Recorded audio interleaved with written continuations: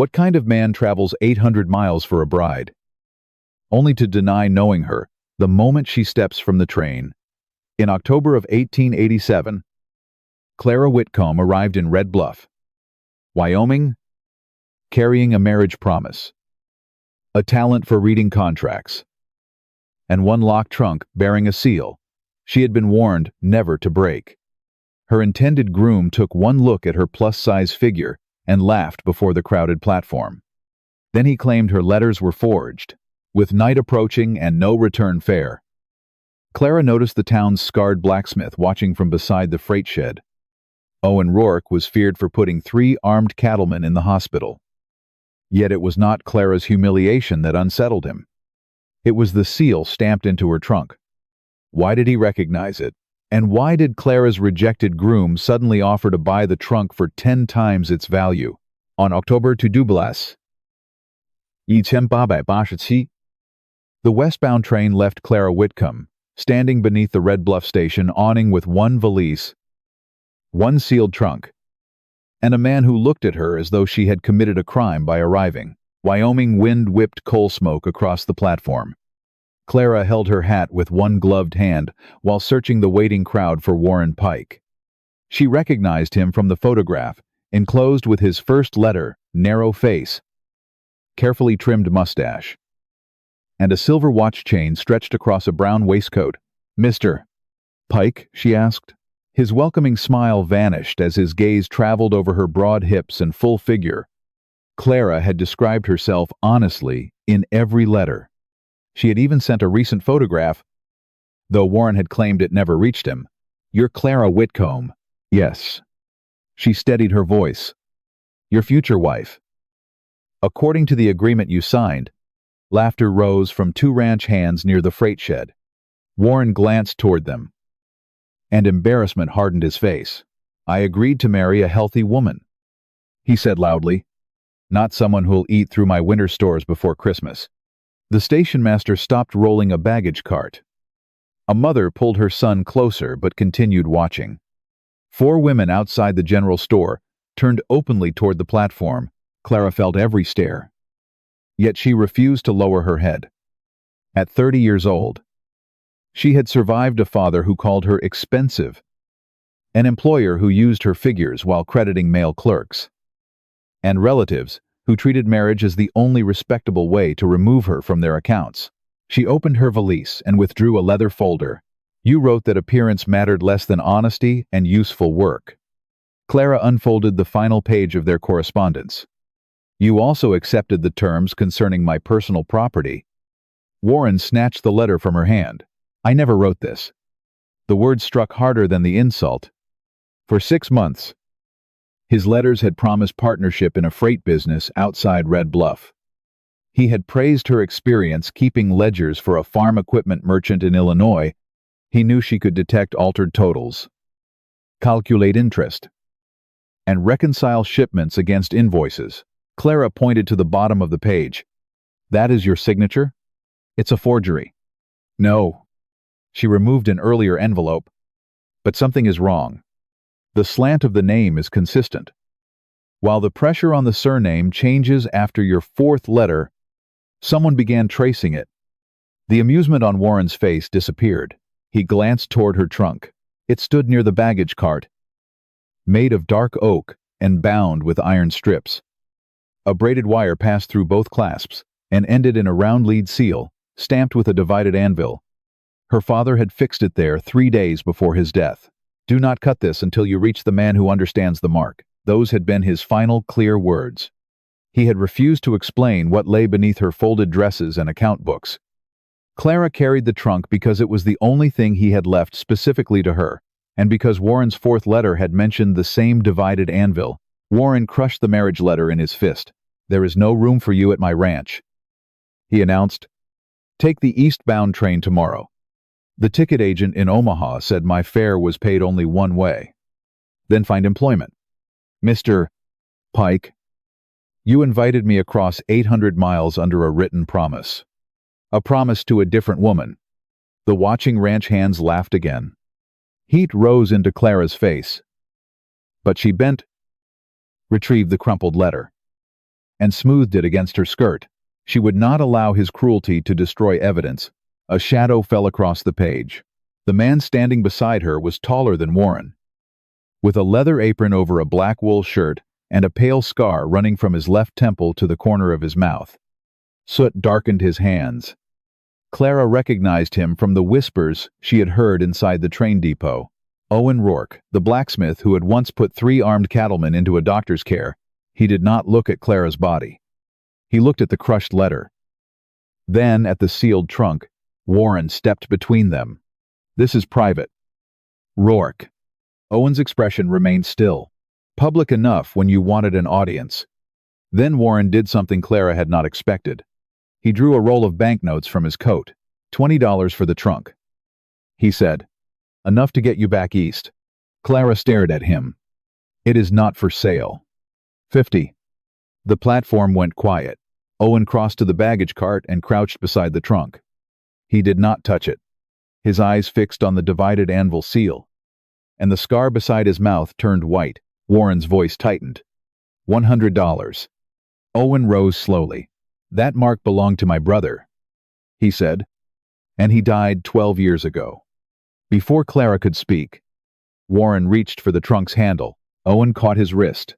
"Take your hand off her property," the blacksmith said, "or you'll explain to everyone why you're willing to pay 10 times her railway fare for a trunk you claim you've never seen." Warren tried to wrench free, but Owen's grip did not tighten. It did not need to. "Rourke," Warren said, lowering his voice, "you have no part in this. Then stop reaching for what belongs to her." Clara stepped between the 2 men before anger could become violence. "Mr. Rourke, release him, please." Owen obeyed immediately. That surprised everyone, including Clara. Warren rubbed his wrist and looked toward Deputy Boyd Trent, who had emerged from the station office during the confrontation. The deputy was a thick-waisted man with tobacco stains on his mustache and a badge polished brighter than his boots. "This woman came here under false pretenses," Warren said.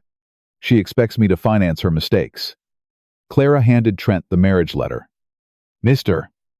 Pike paid for my journey, signed a promise of marriage, and offered me employment managing the accounts of Pike Freight and Transfer.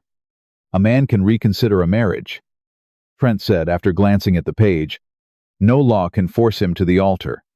"I am not asking you to force him." Her calm answer seemed to irritate Warren more than tears would have. "I am asking you to prevent him from taking my property."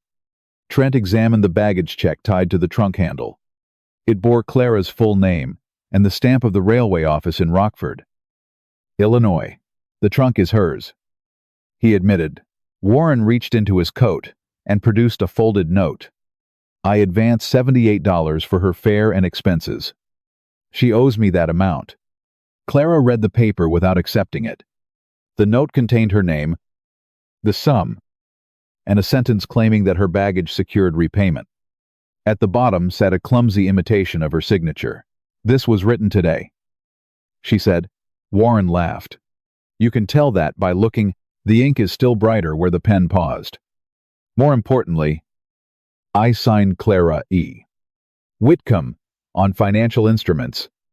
You omitted the initial." She opened her leather folder and displayed 3 receipts bearing her actual signature. Deputy Trent compared them. Several onlookers moved closer. "This note won't justify taking the trunk," he said reluctantly. Warren's expression sharpened. "Fine. Let her keep it. Let her also pay her own lodging, meals, and return fare." Clara already knew what remained in her purse, $2.17. She had resigned from Halpern Farm Equipment after Warren promised her a position in Red Bluff. Her rented room in Rockford had been surrendered. Most of her savings had paid her father's doctor and burial expenses. The eastbound fare alone would cost more than $30. There was no home waiting behind her, yet Warren's betrayal had begun before she boarded the train. Clara knelt beside her valise and spread his letters across the platform. The first 4 were written in a firm, right slanting hand. They discussed freight accounts, marriage, and the practical arrangement of sharing a house. The 5th letter changed. Its writer still imitated Warren's signature. But the questions turned repeatedly toward her father's possessions. Did Matthew Whitcomb retain records from his years inspecting Western freight contracts? Had he ever mentioned a divided anvil? Would Clara bring his locked trunk if she traveled west? At the time, she had mistaken those questions for concern about her inheritance. Now their purpose seemed painfully clear. "You knew about the seal before today," Clara said. Warren's face remained composed. But one finger began tapping against his watch chain. "You invited me here because of my father's trunk. I invited a suitable woman. You received my photograph." A woman near the general store murmured to her companion. Clara continued, "You rejected me publicly, so the town would believe I deceived you. Then you offered money for the only item you actually wanted." Warren's cheeks reddened. "Your father was a dishonest freight inspector. Whatever he left behind belongs to men he cheated." Owen's head turned sharply. Clara rose. "My father could be secretive and unkind, but he did not falsify accounts. You have been here less than an hour." Warren said, "By sundown. Every boarding house in Red Bluff will know you came west under a fraudulent marriage claim. Sell me the trunk, and I may still purchase your return ticket." The offer revealed the trap completely. Warren controlled the town's wagon deliveries, supplied credit to 2 boarding houses, and employed half the men watching from the platform. He had not merely abandoned Clara. He intended to isolate her until hunger accomplished what humiliation had not. The station master cleared his throat. "Depot closes at 6. Baggage can't remain on the platform overnight." Owen looked at Clara. "Not Warren. My forge has a handcart," he said. "There's a spare room behind the shop.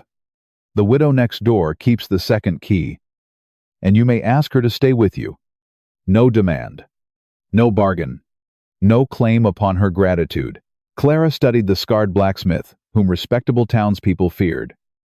Then the polished businessman who had lured her 800 miles with forged affection. "I will pay for the room by keeping your accounts until I find other work," she said. "If you decide the arrangement suits you." Owen replied. Clara gathered her letters and placed them safely inside her folder. Warren watched as Owen brought the handcart. Only when they lifted the trunk did Clara notice a smear of dark blue ink along Warren's right cuff, the same uncommon shade used in the letters that had asked about the divided anvil. The letters Warren claimed never to have written. Owen pushed the handcart along Red Bluff's main street without speaking. Clara walked beside the trunk, one hand resting on its iron-bound lid whenever the wheels struck a rut. People watched them pass. A barber paused with his razor above a customer's cheek. 2 men outside the saloon stopped talking. At the Mercantile, an elderly woman looked at Clara with sympathy, then hurried inside when Owen glanced her way. His forge stood near the eastern edge of town, safely separated from the wooden storefronts by a broad dirt yard. Behind the stone workshop was a narrow 2-room dwelling with a covered porch. A small cottage occupied the neighboring lot. Owen stopped the cart outside that cottage and knocked. A white-haired widow opened the door with a shotgun held casually at her side. "Mrs. Finch," Owen said. "This is Miss Clara Whitcomb. She needs a respectable place to stay." "Then why did you bring her to your house?" "Because Pike has already poisoned the boarding houses against her." Mrs. Finch studied Clara, the trunk, and Owen's scarred face. "Did you offer her the room that locks from the inside?" "Yes." "And did you tell her I have the second key?" "Yes." "Did you ask whether she wanted a woman nearby tonight?" Owen looked at Clara. "I was about to." "Mrs. Finch snorted. "A man is always about to remember the important part."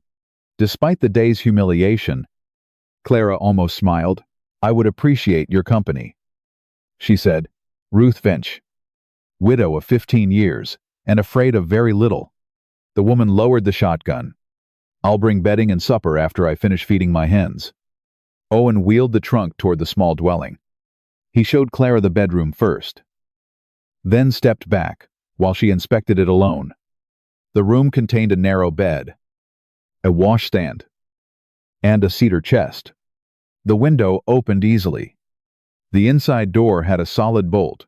"You may keep the key," he said. I sleep in the front room. Mrs. Finch can remain here, or you may stay at her cottage instead. You have considered every possible objection. My sister lived here before she married. She taught me what women must consider when men tell them not to worry. There was no charm in his voice. Only fact. Clara chose the room behind the forge. Mrs. Finch was close, and moving the trunk again after dark would expose it unnecessarily. More importantly, Warren expected fear to drive her away. Clara would not make decisions merely to satisfy his expectations. Owen left her to change from her soot-stained traveling dress. When she entered the forge 20 minutes later, she found him lighting 2 oil lamps. The workshop smelled of coal, leather, and hot iron. Tools hung in precise rows. A ledger lay open beside the cash box, its columns crowded with untidy entries. Owen noticed her looking. My arithmetic is honest, he said. Its appearance is another matter. Honesty is easier to correct than deception. For the first time, amusement touched his unscarred cheek. Clara placed her father's letters on the workbench, but kept the trunk key in her pocket.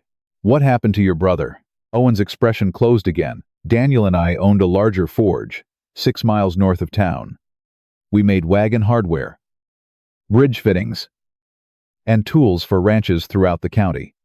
12 years ago, the building burned during the night. Daniel was inside. I am sorry. The town called it an accident. You do not. No. He removed his leather apron. Beneath it, his left forearm bore old burn scars extending toward his wrist. I tried to reach him. The roof fell before I crossed the main floor. Clara now understood the injury across his face, but not the isolation surrounding him. And the 3 cattlemen, they worked for Hollis Vane, the largest rancher in the county. They brought me horses with altered brands and demanded new shoes before dawn. I refused. They decided refusal was an insult. You fought all 3. I made certain they stopped fighting. Owen did not sound proud. If anything, the memory seemed to burden him. Vane told the town, I attacked them without cause. They supported his version because his cattle accounts keep their businesses alive. The pattern felt familiar. Warren controlled transportation. Vane controlled cattle money. Truth became whatever protected local credit. Clara moved to the trunk. My father said I should open this only after reaching the man who understood its seal. You recognized it. I recognized the mark. That does not mean you should trust me. You were the first person today who asked before touching my belongings. Owen took a small magnifying lens from a drawer. May I examine the seal without cutting the wire? Clara considered, then nodded. He bent beneath the lamp. The divided anvil showed faintly in the lead, surrounded by 12 tiny dots. Owen rotated the seal with 2 careful fingers, revealing a shallow diagonal line beneath its edge. His face changed. What is it? Clara asked. This was Daniel's private inspection seal. He marked completed work with a whole anvil. He used the divided anvil only when iron failed his tests. For rejected shipments? Yes. But that is not the worst of it. Owen pointed to the diagonal cut. This seal was opened and pressed closed again. Someone searched your trunk during the journey and wanted you to believe they had not. Owen withdrew his hands from the seal. If we open it now, Pike can claim we altered whatever is inside. Clara disliked the logic because it was sound. Then we need a witness and a written record of its present condition. Owen nodded toward Mrs. Finch's cottage. Ruth has testified before the county judge. She understands the value of details. They waited until the widow arrived carrying beef stew, bread, and a rolled feather mattress. Clara expected Owen to explain the problem, but he let her do it. Mrs. Finch listened without interrupting, then inspected the trunk beneath the forge lamps. I saw that seal intact at the station, she said. So did 20 others. Intact from a distance. Clara replied. Mr. Rourke found evidence that it had been opened and pressed closed. Mrs. Finch adjusted her spectacles. Then we record everything before cutting it. Owen brought paper from his account desk. Clara wrote the date, time, location, names of those present, and a description of the braided wire.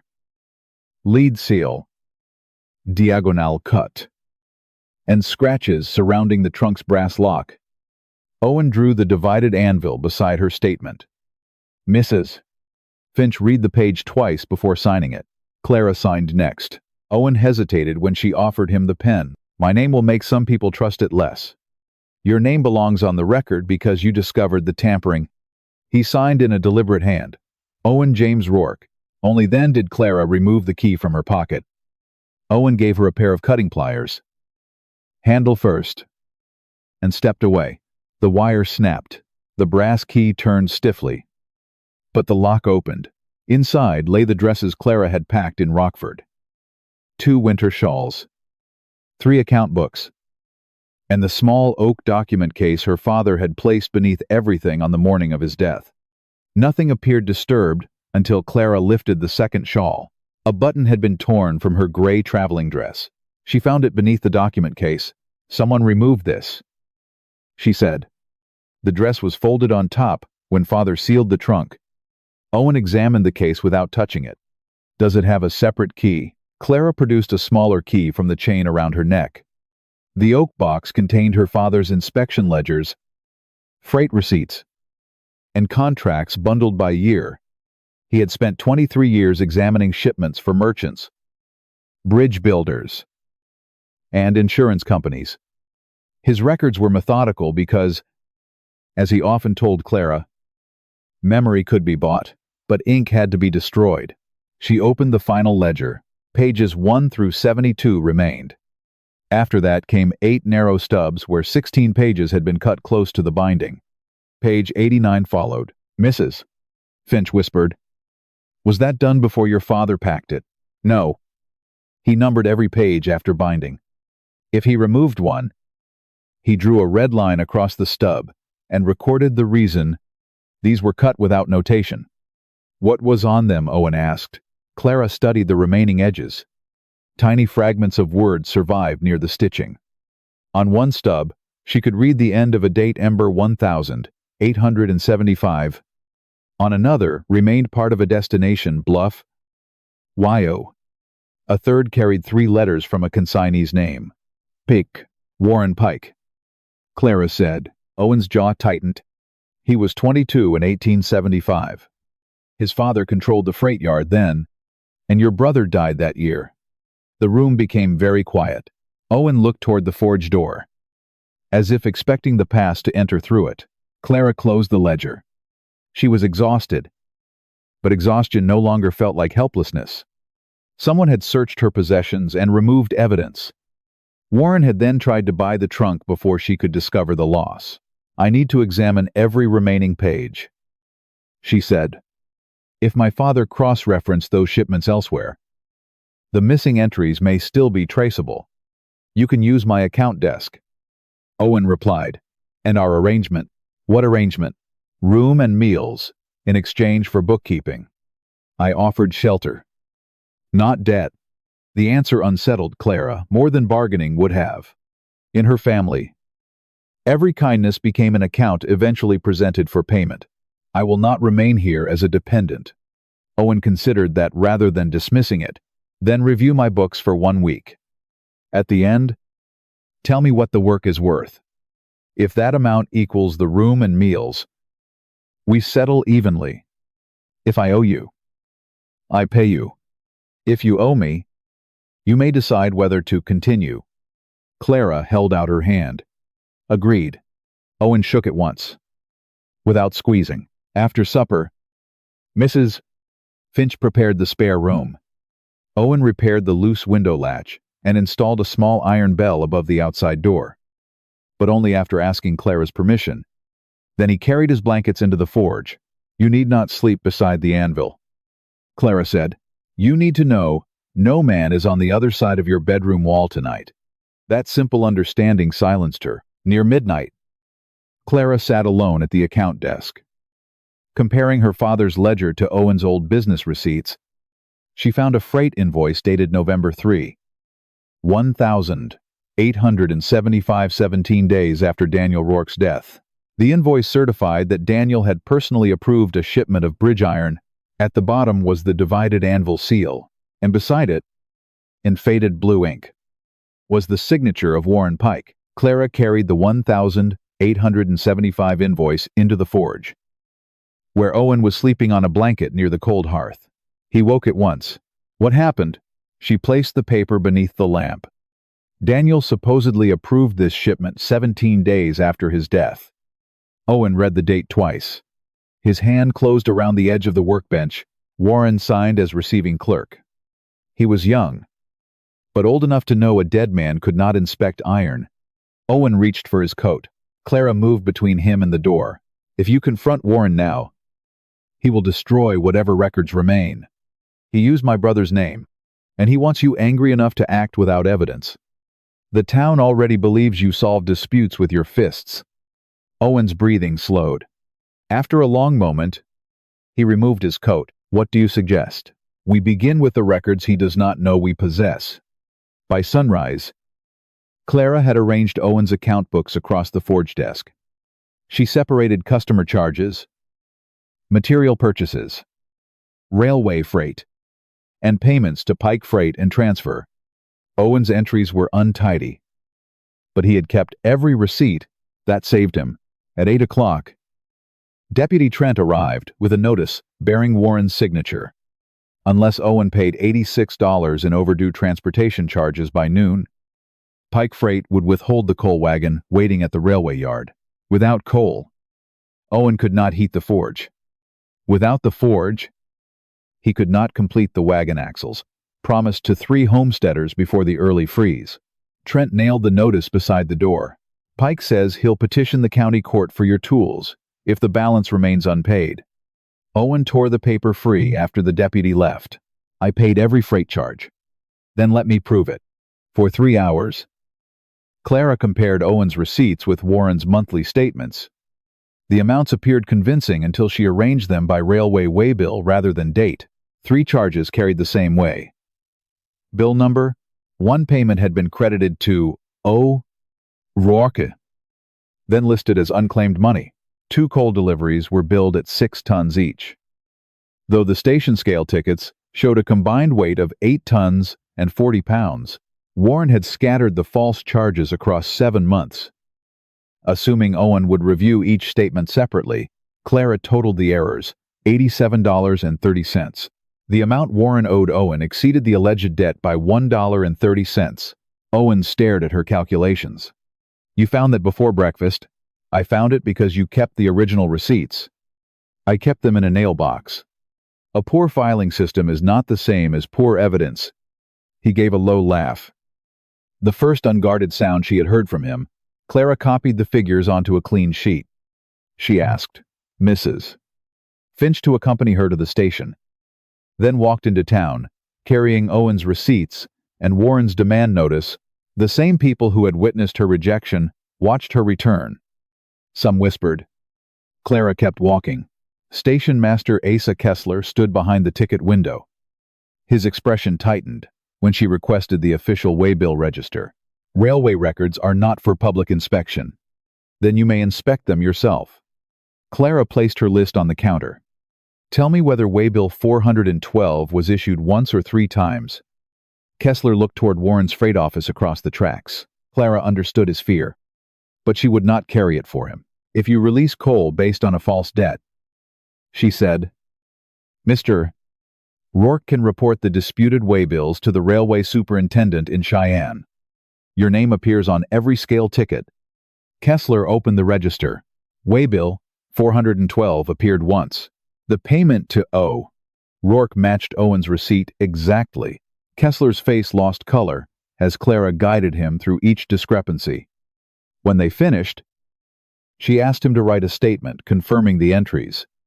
He resisted until Mrs. Finch reminded him that refusing would look worse before a judge. At 11:30, the coal wagon rolled into Owen's yard. Clara handed him Kessler's signed correction and Warren's canceled debt notice. You may keep working, she said. Owen looked from the papers to the wagon. Pike has cheated me for months, and I never saw it. You were working alone, shoeing horses and repairing equipment. He relied on you being too occupied to compare separate statements. Owen removed several coins from the cash box and placed them on the desk. Your first day's wages. Clara counted them. This is more than the room and meals. It is less than the forge would have lost without coal. She accepted the money. Not charity. Not repayment for being tolerated. Wages earned by work that mattered. That evening, Clara returned to the impossible 1,875 invoice. Something about its figures troubled her. She laid it beside Warren's false coal statements and compared the columns. The same trick appeared in both an inflated weight, divided across repeated waybill numbers, but the old invoice contained a second figure written beneath the paper fold, 24 iron braces delivered for Red Bluff's first river bridge. Owen leaned over her shoulder. That bridge still carries every cattle wagon entering town from the north, he said. Clara looked at the divided-anvil seal certifying iron Daniel had rejected. Then Warren was not trying to hide an old theft, she said. He was trying to hide what was built with it. Owen wanted to inspect the bridge immediately. Clara persuaded him to wait until morning. If the iron has lasted 12 years, it can survive one more night, she said. And we will see more in daylight than by lantern.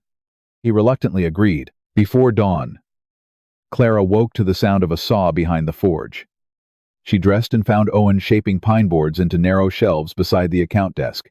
What are you building? Order. He nodded toward the receipts she had sorted into stacks. The shelves contained 12 compartments, each labeled in pencil coal. Iron. Railway. Customers. Taxes. Cash paid. Cash owed. Clara ran her fingers across the smooth wood. You made this before breakfast. I work better with iron. The shelves may lean. They are the first proper place anyone has ever built for my records. The words escaped before she could stop them. Owen set down the saw. Your employer in Illinois did not give you a desk. He gave me half of one. The other half belonged to a clerk who arrived 2 years after I did and earned twice my wages. Why did you stay? My father's medicine cost money. Leaving would have made his illness my relative's burden. And they already believed I consumed more than I contributed. Owen's expression hardened, though not at her. Clara looked toward the glowing horizon.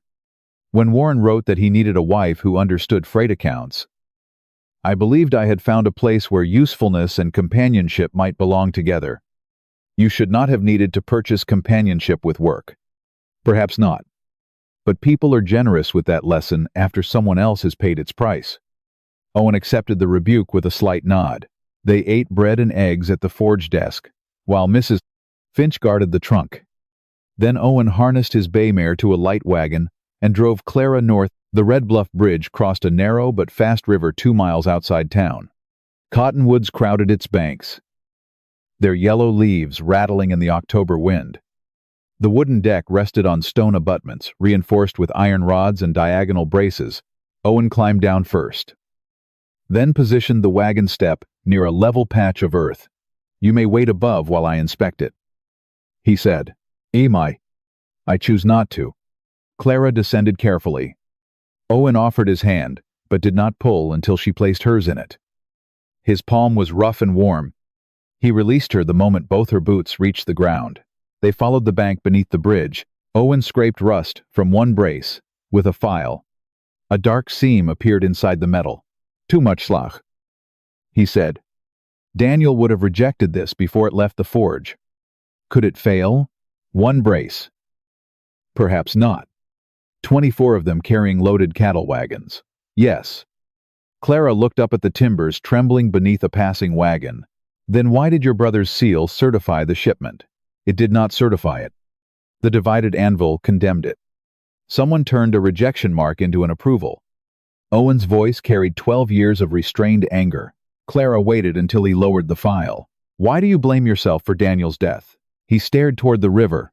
The afternoon before the fire, Daniel found discrepancies in a Pike freight account. He wanted to confront Warren's father. I told him figures were not proof and accused him of seeing enemies everywhere. Owen touched the scar at his temple. That night, Daniel asked me to deliver a repair 10 miles south. When I returned, the forge was burning. You could not have known. I knew he was worried. I chose not to listen. That is regret, not guilt. The distinction did not save him.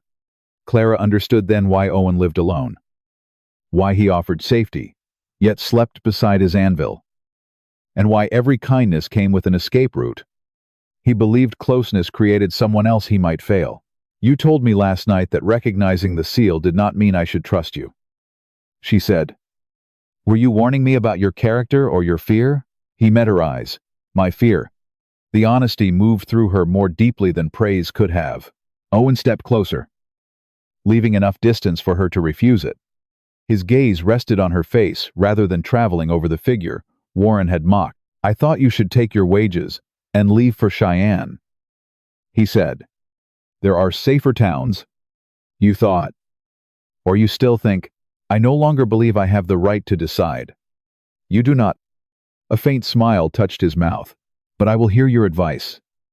Clara continued. And you will hear mine. Even when it is inconvenient, especially then. They agreed to examine every accessible brace, compare their positions with the 1,875 invoice, and bring documented findings to the county commissioners. It was not a promise of forever. It was something more believable, a shared task requiring both of them, near the northern abutment. Owen stopped. One diagonal brace carried a crack nearly 6 inches long. Someone had packed the opening with black pitch and rubbed dust across it to hide the repair. Clara touched the still soft edge of the pitch. This was applied recently. Owen looked up at the road. Deep wheel ruts showed where unusually heavy wagons had crossed throughout the week. Hollis Vane begins moving 6,000 cattle over this bridge in 3 days, he said. Clara examined the concealed crack again. Then someone knows it may fail, and intends to send the herd across anyway. Clara spent the afternoon reconstructing the missing ledger entries. Her father had totaled every month at the bottom of each page, then carried those amounts into an annual summary. The 16 pages were gone, but their combined value remained buried inside the final balance.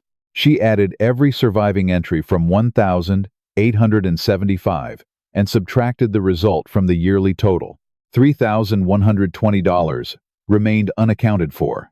Owen brought out the charred order book recovered from his family forge. Daniel's final pages listed ordinary work wagon rims, plowshares, hinges, but no bridge braces worth thousands of dollars. Someone collected payment for iron your family never sold, Clara said, and used Daniel's rejected seal to make the shipment appear inspected. They needed the county contract. The county clerk's office occupied 2 rooms behind the courthouse. Amos Bell, a nervous man with round spectacles, initially claimed the 1,875 bridge papers were too old to locate. Clara placed her father's invoice on his counter. If the records are missing, she said, please write that statement and place the county seal beneath it. Bell stopped pretending to search. He opened a locked cabinet and removed a dust-covered file. The contract authorized $3,600 for Red Bluff's first permanent river bridge.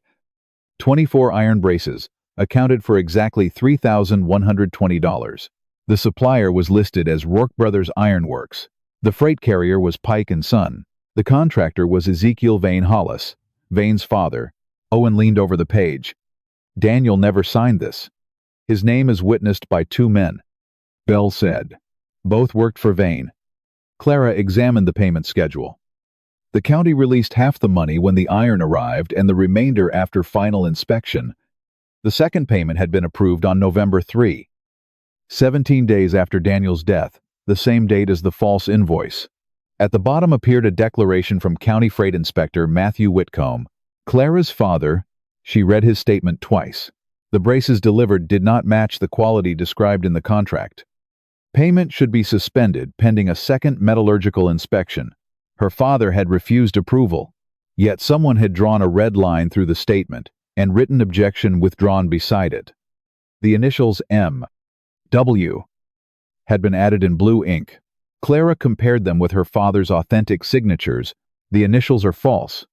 Father always joined the strokes in his W. These are separate. Bell removed his spectacles. You should leave this alone. Why? Because Hollis Vane holds the county's largest tax account, and Warren Pike controls nearly every freight wagon between here and the railhead. Owen's voice became cold, and because Daniel died after challenging their fathers, Bell did not answer. Clara finally understood why Matthew Whitcomb had kept the ledgers for 12 years. He had known the bridge was built with rejected iron. He had also known that accusing wealthy men without the missing shipment records would make him appear complicit. Then his health failed.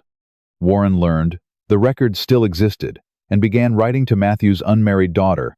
The courtship had never been about Clara's appearance. Warren had used her body as a weapon because he knew the town would accept that explanation more readily than fraud. He expected public shame to make her sell the trunk and disappear. Clara copied the contract number, payment dates, name is, and forged notation. Bell refused to let the original leave the office.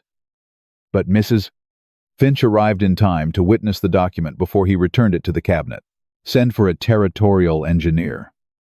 Clara told him. The bridge must be closed until it is inspected. Bell shook his head. Only the county commissioners can order that. When do they meet? Tomorrow afternoon. Hollis Vane's drive begins before then. Owen said. Clara requested telegraph paper from the railway office. Station Master Kessler, still embarrassed by the false coal charges, allowed her to send 2 messages on credit. One went to the territorial engineer in Cheyenne. The other went to the railway livestock agent, warning that Vane's herd might not reach the scheduled loading pens because the northern bridge was unsafe. She signed both with her full name. Warren entered the station as the operator transmitted the second message. You have been in Wyoming 2 days. He said, do you imagine strangers in Cheyenne will accept the accusations of a rejected mail-order bride? They may accept contract numbers and arithmetic. You should have taken my money. You should have chosen a woman who could not read accounts. For an instant, the courteous mask vanished from his face. Then the station door opened, and Hollis Vane stepped inside. He was a broad, silver-haired man in an expensive coat, accompanied by 2 armed ranch foremen. He glanced at Clara, as though assessing livestock, then turned to Owen. My lead cattle will reach the bridge at first light. Vane said, if you interfere with the drive, I will have you arrested for obstructing a public road. That bridge may collapse. Then stand beneath it and find out. Owen took 1 step forward, but Clara caught his sleeve. Vane smiled. He had expected anger. She would not give him the weapon he wanted. Outside, hoofbeats thundered along the northern road. The cattle drive was not 3 days away. Vane had advanced it to dawn. As Clara and Owen hurried back toward the forge, Mrs. Finch pointed toward the distant bridge. Lanterns were already moving along its approaches. Someone was removing Owen's warning barriers. Owen loaded a length of forge chain, 2 red lanterns, and several heavy tools into the wagon. Clara placed her father's ledger, the copied contract figures, Kessler's statement, and both telegraph receipts inside her leather folder. The trunk stays with Mrs. Finch, she said. If we do not return, she takes it to the railway office and sends word to Cheyenne. Owen looked as though he disliked the sentence, but he did not contradict her. They reached the bridge shortly before midnight. 4 of Vane's men had already thrown Owen's wooden barriers into the river. Lanterns marked a growing cattle camp beyond the northern hill. The lowing of thousands of animals rolled through the darkness. Owen stretched his forged chain across the southern approach and hung the red lanterns from it. 1 foreman rode forward. Vane ordered this road kept open. The bridge is unsafe. Owen replied, the county has not closed it. Clara held up Kessler's signed statement. The iron was fraudulently certified. A territorial engineer has been summoned. The foreman glanced at the paper without reading it. Then, the engineer can examine what remains after the drive. He turned his horse and disappeared north. By 2 in the morning, nearly 50 drovers, ranch hands, and townspeople had gathered at the bridge. Some came to witness a fight. Others had heard rumors that the structure might fail. Deputy Trent arrived with Warren and Hollis Vane. Vane dismounted slowly. "Remove the chain," he ordered. "No," Owen said. Trent stepped forward. "You are obstructing a county road. I am preventing deaths. You are a blacksmith, not a county engineer. I know rejected iron when I strike it." Vane addressed the watching men rather than Owen. "Rourke has hated my family since his drunken brother burned down his own forge. Now, this Eastern woman arrives with a trunk of stolen records. And suddenly, they discover a conspiracy beneath the bridge." Clara's voice carried across the road. "My father objected to payment in 1875 because the iron failed inspection. Someone forged his initials, used Daniel Rourke's name after his death, and collected $3,120. Warren laughed. "She also claims I promised to marry her. You have seen how she mistakes hope for evidence." The cruelty worked on some of the crowd. Clara heard familiar whispers and one muffled joke about her size. This time, the shame did not enter her. "You invited me here because you believed humiliation would make me surrender the records," she said. "It nearly worked. Your mistake was assuming I would remain ashamed after understanding why you needed me silent." Warren's smile disappeared. Vane motioned to his foreman. "Clear the road." Two men approached the chain. Owen moved in front of it but kept his hands open. "You cross at your own risk," he warned. "Send no drover or animal onto that bridge until it is inspected." One foreman seized the chain and swung its loose end toward Owen's head. Owen raised his left arm. The iron link struck his forearm with a sound Clara felt in her teeth. He staggered, but remained standing. When the second man rushed him, Owen caught the attacker by the coat and threw him onto the road. Deputy Trent drew his revolver. "Owen Rourke, you are under arrest for assault and obstructing a public way." "He was attacked," Clara said. Vane's men immediately claimed Owen had struck first. Warren supported them. The same reputation that had frightened the town now made the lie easy to accept. Owen's left forearm was swelling rapidly. He could not close his fingers. Trent locked irons around his right wrist and pulled him toward the deputy's wagon. Owen looked at Clara. "Go back to the forge." It was the old instinct again. Protect her by sending her away. "No," she replied. "I will decide where I stand." Something passed between them. Fear, respect, and an understanding that neither could carry the entire danger alone. Trent drove Owen toward town.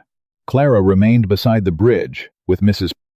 Finch, who had arrived, carrying her shotgun and the original witness statement. Warren seemed pleased by Clara's choice. Without Owen's strength, he expected the resistance to collapse. Then two freight wagons emerged from the northern road. They did not carry cattle supplies. Each wagon bed sagged beneath stacks of discarded railway iron. 4 horse teams strained against the traces as Vane's men guided the loads toward the bridge. Clara watched the wheels sink deep into the road. The weight was far greater than any cattle wagon. Vane had not advanced the drive merely to meet a railway schedule.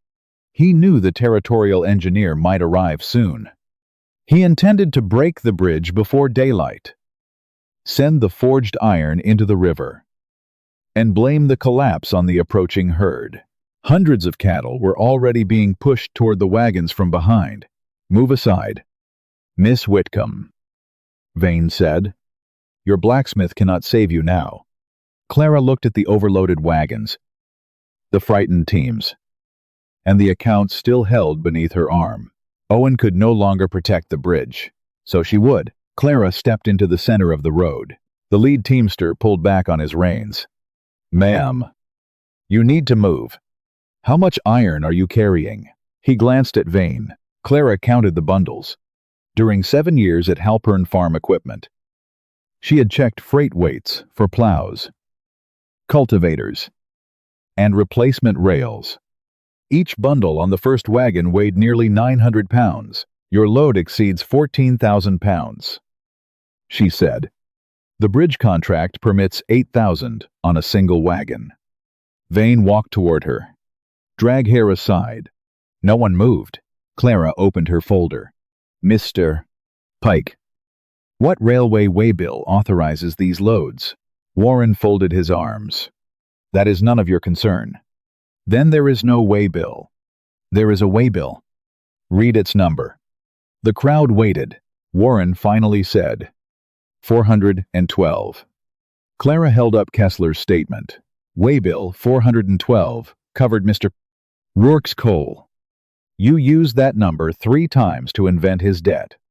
Now you are using it again to conceal iron moved from the railway yard.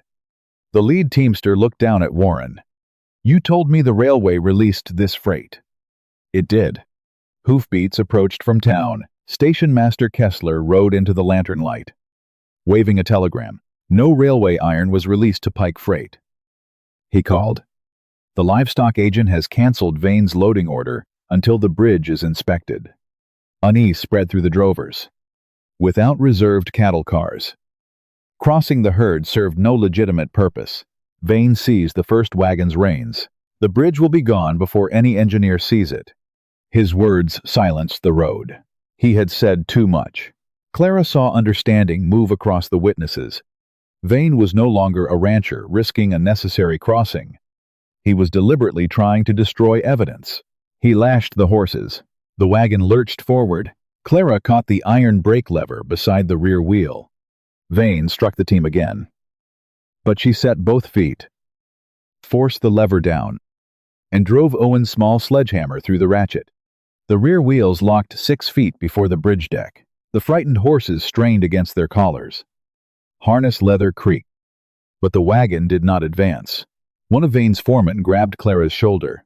Mrs. Finch raised her shotgun. Touch her again.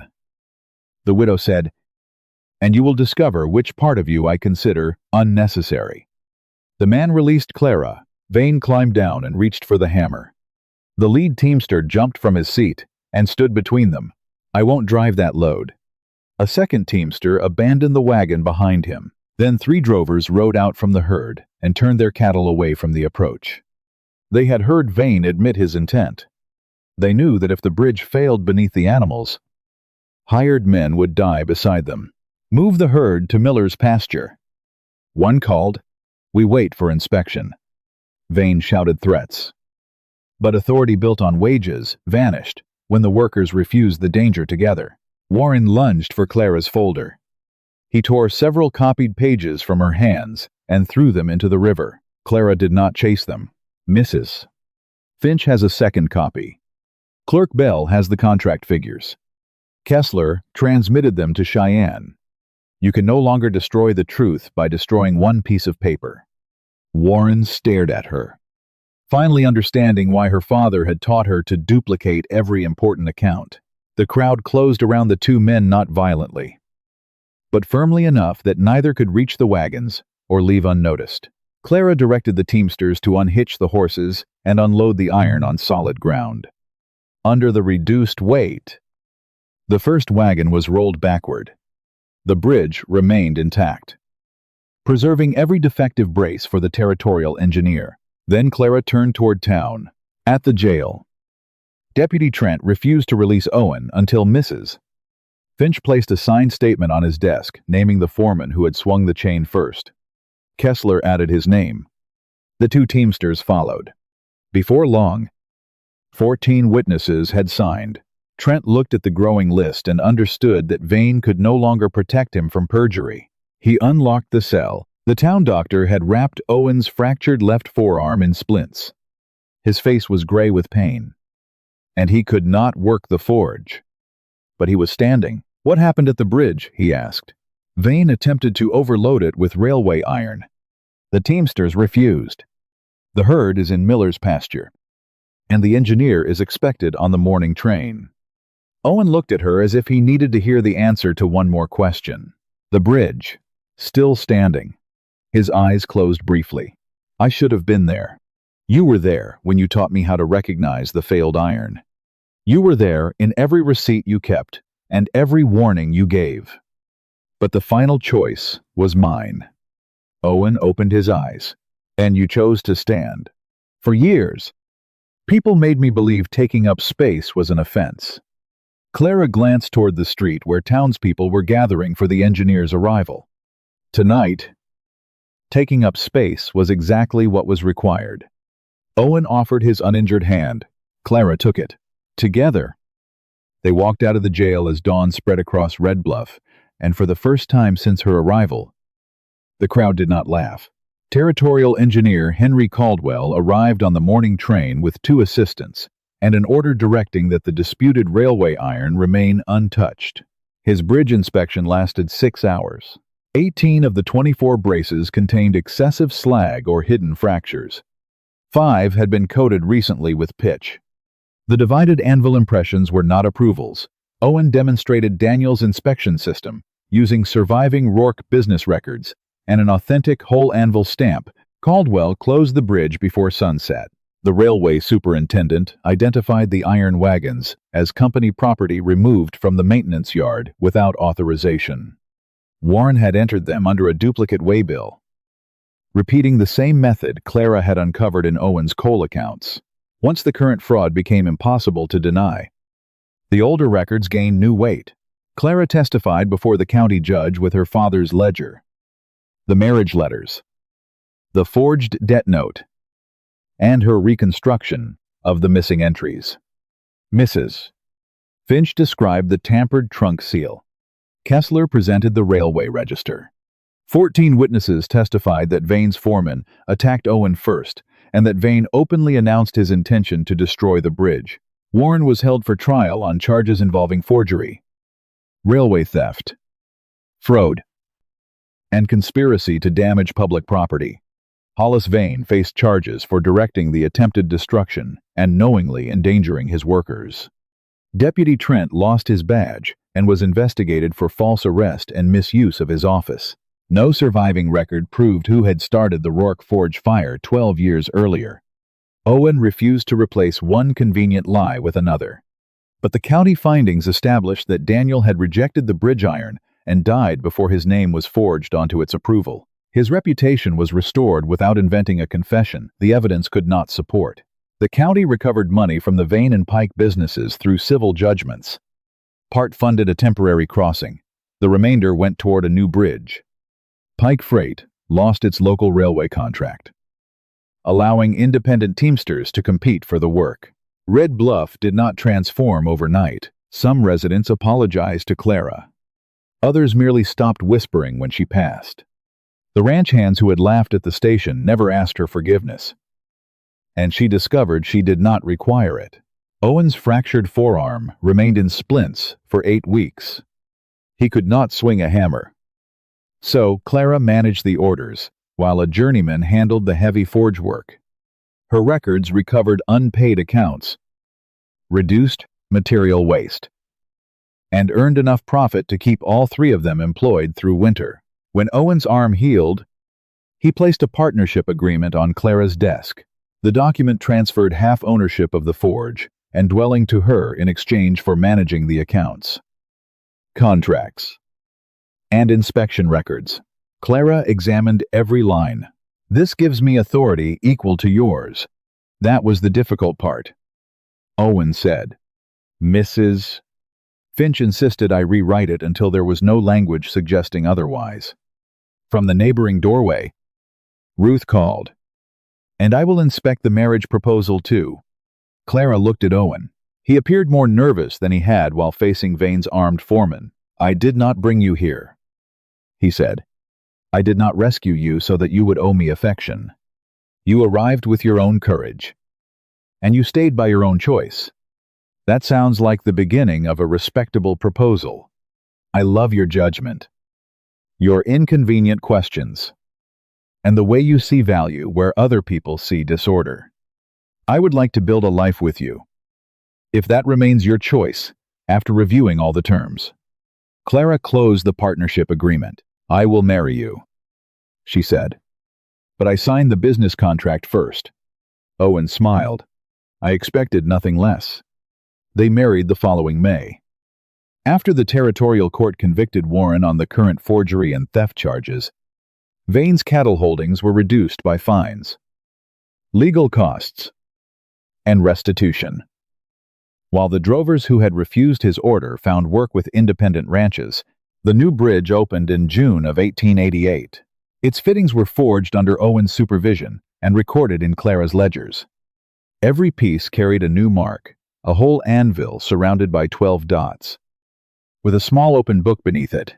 On opening morning, Clara stood on the same station platform where Warren had rejected her.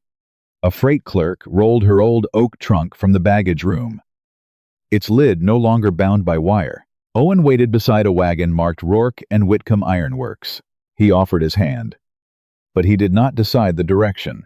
Clara took it, climbed beside him, and placed the unsealed trunk between them as they crossed the bridge toward home.